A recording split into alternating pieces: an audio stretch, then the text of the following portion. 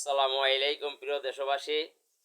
সারা বাংলাদেশে ৮ দলের মহাসমাবেশগুলো শেষ করে ৮ দলের প্রধানগণ এখন তারা সারা বাংলাদেশে ৩০০ প্রার্থী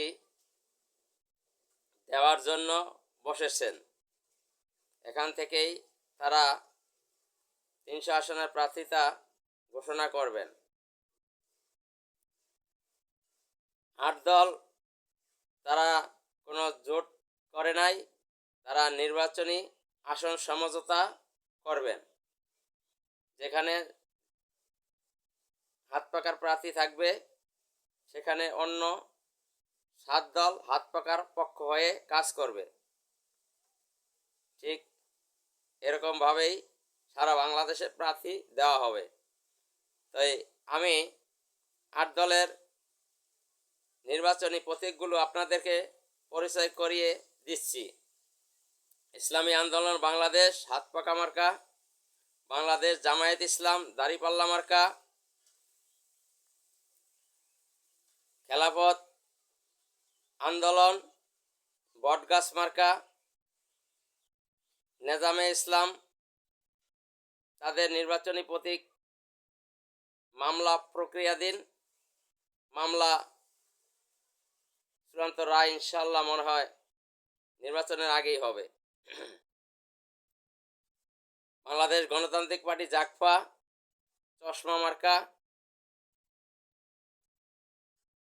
খেলাফত মজলিস দেয়ালগড়ি মার্কা, বাংলাদেশ খেলাফত মজলিস মামুনুল হক রিকশা মার্কা,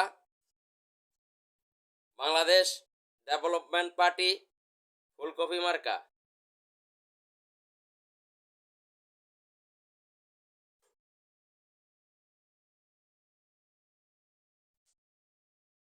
মার্কাগুলো মনে হয় আপনাদেরকে পরিচয় করিয়ে দিতে পেরেছি। এখন কথা হলো ৮ দল নির্বাচন করবে, তাহলে ভোট জনগণ কিভাবে দিবে? মনে করেন ঢাকা 18 আসনে যদি জামায়াতের প্রার্থী থাকে, বাকি ৭ দলের প্রার্থীরা, বাকি ৭ দলের কর্মী সমর্থক ভোটারেরা দাঁড়িপাল্লার পক্ষ হয়ে কাজ করবে।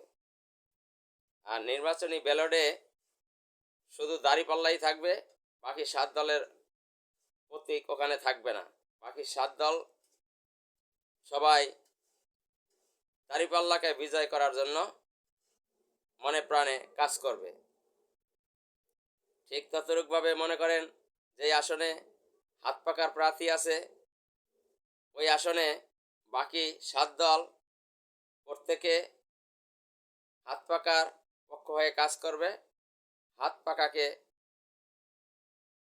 জয়যুক্ত করার জন্য সবাই আপ্রাণ চেষ্টা করবে। যে আসনে মামুনুল হকের রিকশা প্রতীক থাকবে, সেই আসনে বাকি ৭ দল মামুনুল হককে জয়লাভ করানোর জন্য আপ্রাণ চেষ্টা করবে। যে আসনে জাগপার প্রার্থী থাকবে চশমা, সেখানে বাকি ৭ দল সবাই চশমাকে বিজয় করার জন্য আপ্রাণ চেষ্টা করবে। চেষ্টাতে কোনো ঘাটতি থাকবে না ইনশাল্লাহ। যে আসনে দেয়ালগড়ি থাকবে, সেই আসনে বাকি ৭ দল দেয়ালপরির পক্ষে কাজ করবে। যে আসনে ফুলকপি থাকবে, সেই আসনে বাকি ৭ দল সবাই ফুলকপির পক্ষে কাজ করবে। যে আসনে নেজামে ইসলাম থাকবে, বাকি ৭ দল সবাই নেজামে ইসলামের পক্ষে কাজ করবে। যে আসনে বটগাছ মার্কা থাকবে, সেই আসনে বাকি সবাই বটগাছের পক্ষে কাজ করবে। এভাবে নির্বাচনী কাজ হবে। আমাদের হাত পাকার প্রার্থী থাক অথবা না থাক, আমরা আপ্রাণ চেষ্টা করব অন্য প্রার্থীকে জিতানোর জন্য।